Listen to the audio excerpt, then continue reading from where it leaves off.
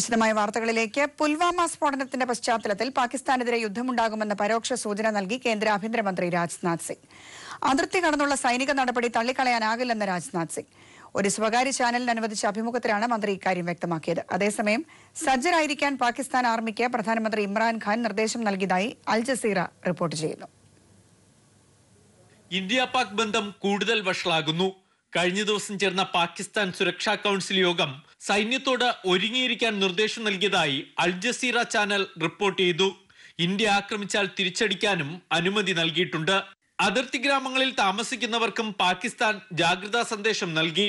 അതിർത്തി കടന്നുള്ള തീവ്രവാദ പ്രവർത്തനത്തിന് പാകിസ്ഥാൻ പിന്തുണ നൽകുന്ന തെളിവുകൾ ലഭിച്ച സാഹചര്യത്തിൽ സൈനിക നടപടി തള്ളിക്കളയാനാകില്ലെന്ന് ദില്ലിയിൽ ഒരു സ്വകാര്യ ചാനൽ അനുവദിച്ച അഭിമുഖത്തിൽ കേന്ദ്ര ആഭ്യന്തരമന്ത്രി രാജ്നാഥ് സിംഗും വ്യക്തമാക്കി. കാശ്മീരിലെ അതിർത്തി മേഖലയിൽ ഇന്നും തീവ്രവാദികളും സൈന്യവും തമ്മിൽ ഏറ്റുമുട്ടി. ബാരാമുള്ള ജില്ലയിലെ വാർപോറ മേഖലയിൽ അതിർത്തി കടക്കാൻ ശ്രമിച്ച തീവ്രവാദികൾക്ക് നേരെ സൈന്യം നിറയൊഴിച്ചു. ഏറ്റുമുട്ടൽ മണിക്കൂറോളം നീണ്ടുനിന്നു. അതേസമയം ഉത്തർപ്രദേശിൽ ജയ്ഷ മുഹമ്മദിനു വേണ്ടി റിക്രൂട്ട്മെന്റ് നടത്തുകയായിരുന്നവരെ അറസ്റ്റ് ചെയ്തുവെന്ന് സംസ്ഥാന DGP OP സിംഗ് വാർത്താ സമ്മേളനം നടത്തി അറിയിച്ചു. ആയുധങ്ങളും ഇവരുടെ പക്കൽ നിന്നും കണ്ടെടുത്തു. കൂടുതൽ അന്വേഷണം പുരോഗമിക്കുകയാണെന്നും DGP പറഞ്ഞു. News bureau, Delhi. പുൽവാമയിൽ ഭീകരാക്രമണത്തിൽ 40 സൈനികർ കൊല്ലപ്പെട്ട ശേഷം പ്രധാനമന്ത്രി നരേന്ദ്രമോദിയുടെ ഉദാസീനമായ പെരുമാറ്റത്തിന് കൂടുതൽ തെളിവുകൾ പുറത്ത്. സംഭവം നടന്ന ശേഷം മോദി ഉത്തരാഖണ്ഡിൽ BJP റാലിയെ അഭിസംബോധന ചെയ്യുന്ന ദൃശ്യങ്ങൾ കോൺഗ്രസ് പുറത്തുവിട്ടു. വാർത്ത വന്ന് 3 മണിക്കൂറിന് ശേഷവും മോദി ചാനൽ ചിത്രീകരണത്തിലായിരുന്നു. സംഭവത്തിൽ മോദി പ്രൈം മിനിസ്റ്റർ അല്ല, പ്രൈം ടൈം മിനിസ്റ്ററാണെന്ന് രാഹുൽ ഗാന്ധി ആരോപിച്ചു.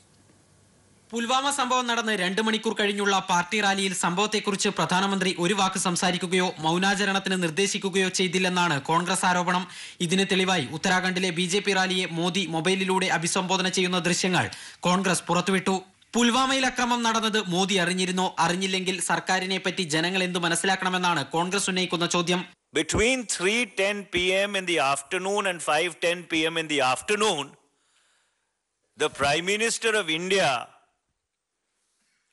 was either not informed by his office or the Prime Minister of India was incommunicado. What does it speak about command and control systems in the highest echelons of the Indian state? പ്രധാനമന്ത്രിയുടെ ഓഫീസിന്റെ വീഴ്ചയിലേക്ക് കൂടി വിരൽ ചൂണ്ടുന്നതാണ് കോൺഗ്രസിന്റെ ആരോപണം. ദേശസുരക്ഷയിലെ സ്വന്തം വീഴ്ച മറയ്ക്കാനുള്ള മോദിയുടെ നീക്കം രാജ്യം ചോദ്യം ചെയ്യുമെന്നും കോൺഗ്രസ് പറഞ്ഞു. ഭീകരാക്രമണ വാർത്ത വന്ന ശേഷവും മോദി സ്വകാര്യ ചാനലിന് വേണ്ടി ഷൂട്ടിംഗിൽ വ്യാപൃതനായിരുന്നുവെന്ന് രാഹുൽ ഗാന്ധി ആരോപിച്ചു. ജവാന്മാരുടെ കുടുംബം ദുഃഖത്തിൽ മുങ്ങി നിൽക്കുമ്പോൾ ഇങ്ങനെ ചെയ്ത പ്രധാനമന്ത്രി പ്രൈം ടൈം മിനിസ്റ്ററാണ്. ഫോട്ടോഷൂട്ട് സർക്കാർ എന്ന അടിക്കുറിപ്പോടെയാണ് രാഹുലിന്റെ ട്വിറ്ററിലെ വിമർശനം. ആക്രമണം നടന്ന ദിവസം നരേന്ദ്രമോദി ഷൂട്ടിംഗിലും ബോട്ടിംഗിലും വ്യാപൃതനായ ദൃശ്യങ്ങൾ കഴിഞ്ഞ ദിവസം കോൺഗ്രസ് പുറത്തുവിട്ടിരുന്നു. ഇതിന് പിന്നാലെയാണ് പ്രധാനമന്ത്രിയുടെ ഓഫീസിനെയും മോദിയെയും ഒരേപോലെ ലക്ഷ്യം വെച്ചുള്ള ആരോപണങ്ങൾ. കാലാവസ്ഥ, സാങ്കേതിക പ്രശ്നങ്ങൾ മൂലം അരമണിക്കൂറോളം വൈകിയാണ് പ്രധാനമന്ത്രി വിവരമറിഞ്ഞതെന്ന് സർക്കാർ വൃത്തങ്ങൾ പറയുന്നു. അങ്ങനെയെങ്കിൽ റാലിയിൽ എന്തുകൊണ്ട് മോദി വിഷയത്തെക്കുറിച്ച് പരാമർശിച്ചില്ലെന്ന ചോദ്യം അപ്പോഴും നിലനിൽക്കുകയാണ്. News bureau, Delhi. വാർത്തകൾ തുടരും. ഇടവേളയ്ക്ക് ശേഷം. പ്രധാനമന്ത്രി നരേന്ദ്രമോദിക്കും NDAയ്ക്കും ഭരണ തുടർച്ചയ്ക്കുള്ള സാധ്യത കുറവാണെന്ന് ആഗോള റേറ്റിംഗ് സ്ഥാപനമായ ഫിച്ച് റേറ്റിംഗ്സിന്റെ വിലയിരുത്തൽ. ഒരു പാർട്ടിക്കും കേവല ഭൂരിപക്ഷം ലഭിക്കാത്ത സാഹചര്യത്തിൽ പ്രാദേശിക കക്ഷികളുടെ പിന്തുണയോടെ പ്രതിപക്ഷ സഖ്യം മന്ത്രിസഭ ഉണ്ടാക്കാനാണ് സാധ്യതയെന്നും റിപ്പോർട്ടിൽ പറയുന്നു. യൂത്ത് കോൺഗ്രസ്, ശബരിമല കർമ്മസമിതി എന്നിവർ ആഹ്വാനം ചെയ്ത മിന്നൽ ഹർത്താലുകൾക്കെതിരെ കർശന നടപടിയുമായി ഹൈക്കോടതി. ഹർത്താലിന് ആഹ്വാനം ചെയ്ത നേതാക്കളെ ഹർത്താലുമായി ബന്ധപ്പെട്ട എല്ലാ കേസുകളിലും പ്രതിയാക്കാൻ കോടതി നിർദ്ദേശിച്ചു. യൂത്ത് കോൺഗ്രസ് നേതാവ് ഡീൻ കുര്യാക്കോസ് 189 കേസുകളിൽ പ്രതിയാകും. BJP RSS നേതാക്കൾ 990 കേസുകളിലും പ്രതികളാകും. യൂത്ത് കോൺഗ്രസ് അക്രമത്തെ തുടർന്നുണ്ടായ നാശനഷ്ടങ്ങൾക്ക് ഡീൻ കുര്യാക്കോസിൽ നിന്ന് നഷ്ടപരിഹാരം ഈടാക്കാനും ചീഫ് ജസ്റ്റിസ് അധ്യക്ഷനായ ഡിവിഷൻ ബെഞ്ച് സർക്കാരിന് നിർദ്ദേശം നൽകി. പെരിയ കൊലപാതകം ഹീനവും ന്യായീകരിക്കാനാകാത്തതുമെന്ന് മുഖ്യമന്ത്രി പിണറായി വിജയൻ. തെറ്റായ ഒന്നിനെയും ഏറ്റെടുക്കേണ്ട ബാധ്യത പാർട്ടിക്കില്ല. ചിലരുടെ വീണ്ടുവിചാരമില്ലാത്ത പ്രവൃത്തിയാണ് പ്രതിസന്ധി സൃഷ്ടിച്ചത്. കുറ്റവാളികൾക്കെതിരെ ശക്തമായ നടപടിയെടുക്കും. എന്നാൽ കോൺഗ്രസ് ക്രിമിനലുകളെ ആരും തള്ളിപ്പറഞ്ഞു കണ്ടില്ലെന്നും മുഖ്യമന്ത്രി ഓർമ്മിപ്പിച്ചു. കാസർഗോഡ് പൊതുയോഗത്തിൽ സംസാരിക്കുകയായിരുന്നു മുഖ്യമന്ത്രി. ഏറ്റവും നല്ല രീതിയിൽ പ്രവർത്തിച്ചു പോകുന്ന ഇടതുപക്ഷ ജനാധിപത്യ മുന്നണിയെയും അതിൽ ഇടതുപക്ഷത്തെയും അതിൽ തന്നെ പ്രത്യേകിച്ച് CPIM-നെയും അങ്ങേയറ്റം അപകീർത്തിപ്പെടുത്തത്തക്ക രീതിയിൽ ഇടപെടാൻ അവസരം കൊടുത്തത്, ആ അവസരമൊരുക്കിയത് ഇവിടെ നടന്ന 2 കോൺഗ്രസ് ചെറുപ്പക്കാരുടെ ഹീനമായ കൊലപാതകമാണ്. ആ കൊലപാതകം ഹീനമാണ്, ഒരു രീതിയിലും ന്യായീകരിക്കാൻ കഴിയാത്തതാണ്. അതുകൊണ്ട് തന്നെയാണ് തെറ്റായ ഒന്നിനെയും ഏറ്റെടുക്കേണ്ട കാര്യം പാർട്ടിക്കില്ല.